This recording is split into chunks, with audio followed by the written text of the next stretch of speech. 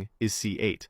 Then comes rook takes on e7, and now the threat of rook to c7 is unstoppable. Black has no way to defend against checkmate in this scenario. Let's say they try some random check or other move, white's king calmly steps away. If black tries to bring the rook back to g8, it's already too late. Rook to c7, and it's over. And here's where that b6 pawn comes into play. It perfectly supports the rook on c7. Every escape square for the king is covered by white's pieces. So, of course, black doesn't capture the knight on b5, trying to avoid the mate. Instead, they play knight to e4, blocking white's rook and stopping it from joining the attack. Now, they really do want to take that knight on b5. But white responds with another sacrifice, this time the rook on e5. Now, if black dares to capture this rook, the reply is bishop to h3, and the black king is doomed again. Here's a rough idea of how it could play out. If black captures the rook, then comes bishop to h3, king goes to e8, and then white plays knight takes on d6. And if that knight is captured, white still has the other knight, also able to recapture on d6. If the king moves to d8, then the knight captures on e4, and white has a totally winning position. Even if black tries to untangle by playing knight to d7, white simply checks with the bishop on c7. The king moves to e7 or e8, then pawn to b7, and white will promote a queen no matter what.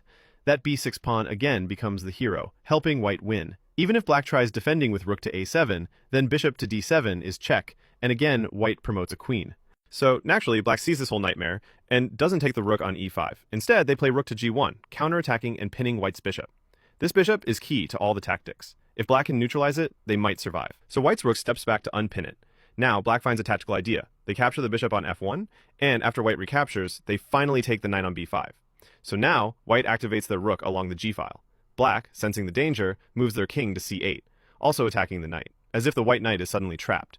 But the knight simply captures the pawn on d6. Black takes the knight on d6, and white responds with bishop takes on d6.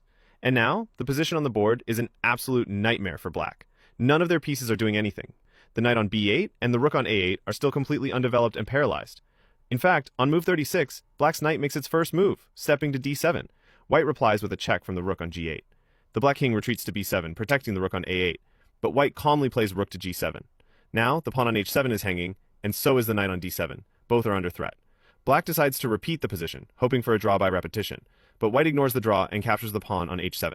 Black takes the a5 pawn, and finally, the rook on a8 makes its first move. But it's too little, too late. Here comes pawn to b7, a brilliant knockout punch by Emil Diemer. This pawn must be captured, or white will promote a queen. Black is forced to give up the knight on d7 to capture the new queen. Then comes king to c8, attacking the rook, and then another rook sacrifice, this time with rook to h7. It's the final nail in the coffin for the black king. If the rook is captured, the b-pawn promotes again. Black gives a desperate check from the a-file, but it leads nowhere. White plays king to c2. Black takes the rook on d7, and white promotes the pawn anyway.